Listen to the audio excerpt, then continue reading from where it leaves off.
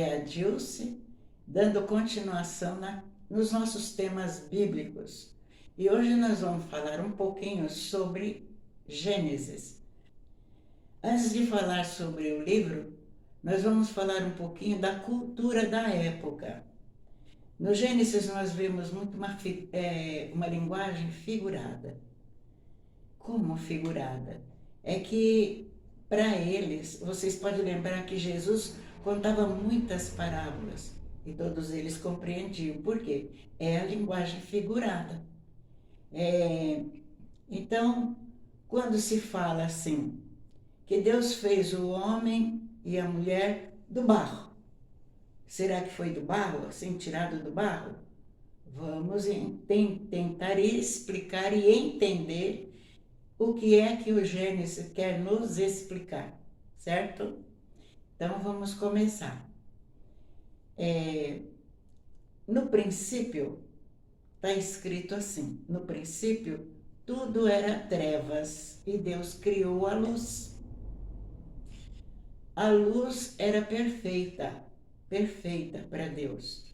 E o Espírito de Deus, quer dizer, o Espírito Santo, pairava sobre as águas. Por que fala de luz e de água? Porque é duas fontes do amor de Deus.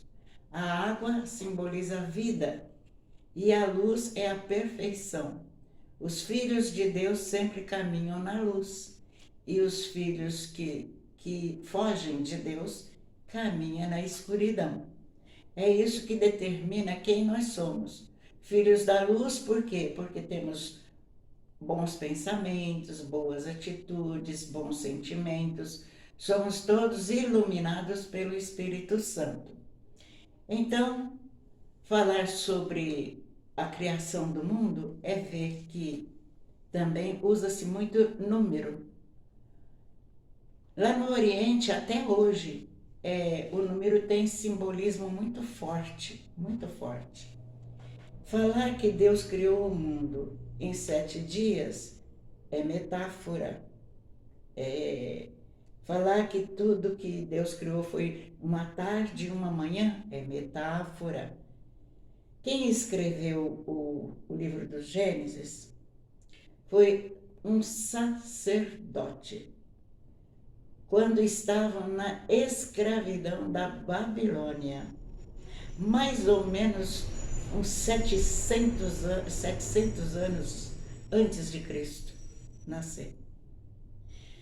Tudo que está no Gênesis antes foi vivido, foi contado, é a sagrada tradição. Quando o povo foi para a Babilônia, eles ficaram entusiasmados. Era um povo que vivia nas tendas e eram nômades. Então entram na Babilônia, que era uma das cidades mais desenvolvida da época. E era muita gente, era uma cidade comercial. Vinha gente de todos os lados para fazer compras, vender mercadoria. Então era uma cidade muito, muito movimentada pelos povos.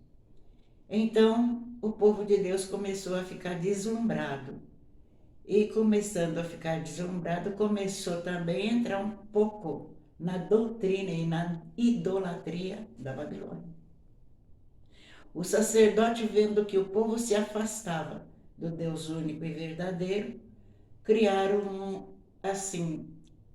uma espécie de poesia para falar sobre a criação e aquilo que foi contado de geração em geração. Então começa falando sobre o primeiro dia da criação, que Deus criou a luz, que chamou a luz dia e as trevas noite. Ele fez o sol e a lua, um para presidir o dia, outro para presidir a noite. Aí Deus viu que tudo isso era bom, e foi o primeiro dia. E assim foi. Se vocês pegarem a Bíblia e lerem, vocês vão compreender que cada coisa criada não foi de um dia para o outro. Os cientistas falam que a Terra tem bilhões de anos. Ela não foi criada em uma semana. E nem o desenvolvimento dela foi em uma semana. Ela foi calculadamente por Deus, feito devagar, com presteza e com perfeição. Tudo que Deus criou foi perfeito.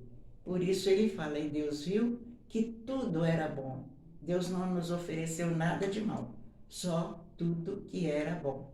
E assim foi feito todas as criaturas. Foi criado devagarzinho a condição de vida, tanto para o animal como para o ser humano.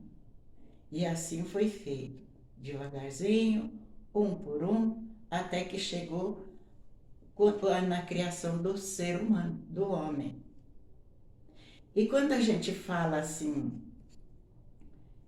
a ciência falou isso, a ciência falou aquilo, nós devemos pôr na nossa cabeça que o livro da Bíblia não é livro de ciência, é livro de conhecimento de Deus.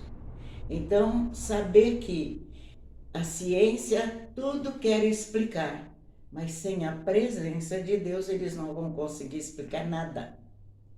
Porque tudo que eles criam, que eles falam, cria uma polêmica, alguma coisa que não foi explicada. E a gente vai encontrar a explicação sempre no amor de Deus. Em outra coisa não tem. Por exemplo, a origem da vida. Ah, a vida. Então eles começam com aquela coisa que estava numa ameba, não sei o que, lá na água. E Deus já é mais simples, né? Deus é mais simples. Com a palavra Deus cria a vida. Com a palavra Deus cria o ser humano.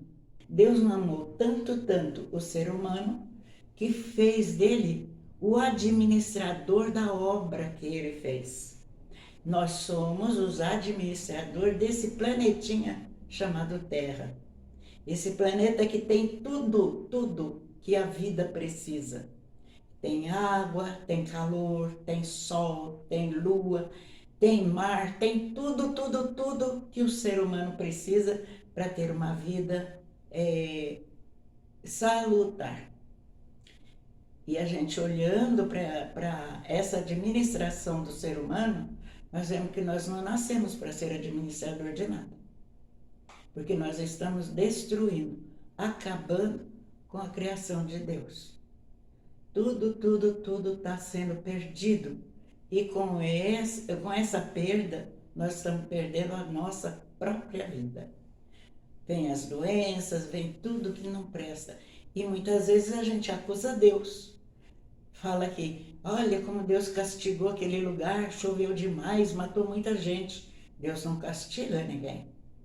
Quem provoca o castigo somos nós mesmos, desmatando, destruindo, não respeitando a ordem da natureza. Porque é tudo numa ordem absoluta. É tão perfeito, que qualquer coisa que interfere nessa ordem perfeita provoca alguma tragédia. Então nós devemos pensar nisso e olhar como nós estamos tratando essa obra que Deus fez. Se nós somos administradores, sejamos administradores conscientes de que nós precisamos do planetinha Terra, assim como esse planetinha Terra precisa de nós. Nós somos parte da criação. Por que somos chamados de seres humanos? O que é ser humano? No segundo capítulo que descreve a criação, fala que Deus fez o homem do barro, da lama, e soprou nele o sopro da vida. Ser tirado da terra quer dizer ser tirado do humus, a parte mais nobre da terra. E já que nós somos tirados do humus, nós somos humanos. Ser humano não é fácil, minha gente. Ser humano é sentir que esse planeta é nosso, mas que nós também pertencemos a esse planeta. Eles precisam de nós e nós precisamos dele. Cuidar do planeta Terra com amor é agradecer a Deus o dom da vida, o dom da criação. Por hoje a gente agradece a Deus, pede a Deus que nos abençoe, que nos dê a graça de compreender a grandeza de Deus na nossa vida e até a próxima. Tchau.